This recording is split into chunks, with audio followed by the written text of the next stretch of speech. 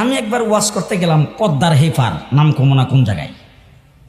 তো ওয়াজ করতে গেছি, পরে আমার একটা কাগজ এনে দিছে থানার পুলিশের পক্ষ থেকে। প্রথম শর্ত, 13টা শর্ত লেখা, এর মধ্যে প্রথম শর্তটা হইল কোনো পীরের বিরুদ্ধে কিছু বলা যাবে না, কোনো পীর সম্পর্কে কিছু বলা যাবে না। আমারও তো বাড়ি ব্রাহ্মণবাড়িয়া।